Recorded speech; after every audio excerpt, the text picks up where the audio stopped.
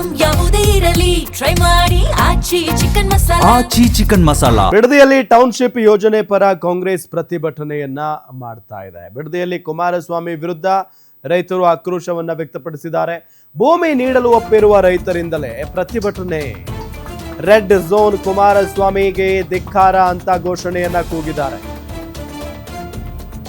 ನೋಡಿ, ಇಷ್ಟು ದಿನಗಳ ಕಾಲ ಈ ಯೋಜನೆ ವಿರುದ್ಧ ಇದ್ದಂತ ರೈತರು ಪ್ರತಿಭಟನೆ ಮಾಡ್ಕೊಂಡು ಬರ್ತಾ ಇದ್ರೆ, ಇವತ್ತು ಭೂಮಿ ನೀಡಲು ಒಪ್ಪಿರುವ ರೈತರು ಪ್ರತಿಭಟನೆಯನ್ನ ಮಾಡಿದ್ದಾರೆ. ಕುಮಾರಸ್ವಾಮಿ ವಿರುದ್ಧ ಘೋಷಣೆ ಕೂಗಿದ್ದಾರೆ. ರೆಡ್ ಝೋನ್ ಕುಮಾರಸ್ವಾಮಿಗೆ ಧಿಕ್ಕಾರ ಅಂತ ಹೇಳಿ ಘೋಷಣೆಯನ್ನ ಕೂಗಿರೋದು. ಮೊದಲು ರೆಡ್ ಝೋನ್ ಮಾಡಿದ್ದು ಕುಮಾರಸ್ವಾಮಿ ಅವರು. ರಾಜಕೀಯ ಮಾಡಬೇಡಿ, ಗೊಂದಲ ಸೃಷ್ಟಿ ಮಾಡಬೇಡಿ, ಇಲ್ಲಿ ಜಗಳ ಮಾಡಿಸೋಕೆ ನೀವು ಬರ್ತಿದ್ದೀರಾ ಅಂತ ಆಕ್ರೋಶವನ್ನ ವ್ಯಕ್ತಪಡಿಸಿರೋದು. ಬಿಡದಿಯಲ್ಲಿ ಟೌನ್ಶಿಪ್ ಯೋಜನೆ ಪರ ಕಾಂಗ್ರೆಸ್ ಪ್ರತಿಭಟನೆಯನ್ನ ನಡೆಸಿರೋದು.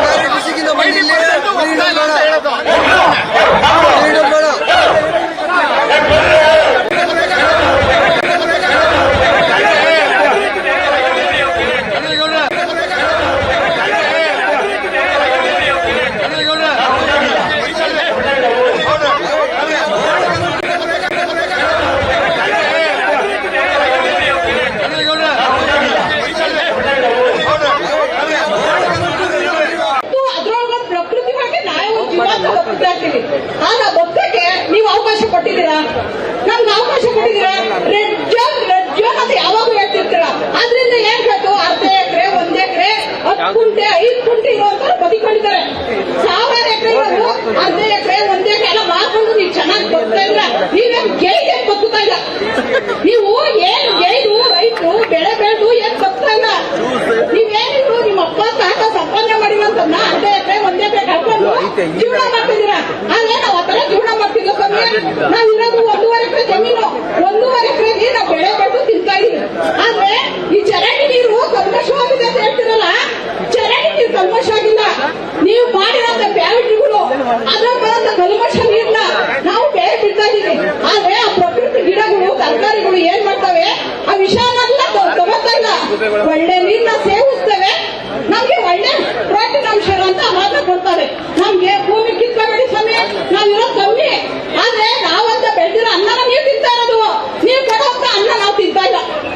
ನಾವು ರೈತರು, ನಾವು ಬೆಳೆದು ರೈತರು ಸಿಟಿ ಹೋಗಿದ್ದೀರಾ ಅಂದ್ರೆ, ನಾವು ಬೆಳೆಯೋ ರೈತರು ಹಾಲಾಗ್ಲಿ, ತರಕಾರಿ, ಕಾಯಿ ಆಗ್ಲಿ, ಏನಾಗ್ಲಿ ನಾವು ಕೊಡೋದಕ್ಕ ನೀವು ಕಾಯ್ಕೊಂಡಿರ್ತೀರ. ಸಿಟಿ ಒಳಗೆ, ಹಳ್ಳಿ ಒಳಗೆ ಆ ತರ ಇಲ್ಲ. ನಾವು ಹಳ್ಳಿ ಒಳಗೆ ಒಂದ್ 70 ತರಕಾರಿ ಸಿಟಿಯಿಂದ ಬದ್ದಿರು ಪರವಾಗಿಲ್ಲ, ಬೆರ್ಕೆ ಸೊಪ್ಪಾಗ್ಲಿ, ಅಣ್ಣೆ ಸೊಪ್ಪಾಗ್ಲಿ ಸ್ವಲ್ಪ ಕಿತ್ಕೊಂಡ್ಬಂದು ಹೊಟ್ಟೆ ಸೇವಿಸ್ತಾ ಇರಿ. ನಮ್ಮ ಹೊಟ್ಟೆ ಬೇಡ ಹೊಡಿಬೇಡಿ. ದುಡ್ಡು ಅಕೌಂಟ್ಗೆ ಹಾಕ್ಬಿಡ್ತೀರ ಅಂತಿರಲ್ಲ, ಅಕೌಂಟ್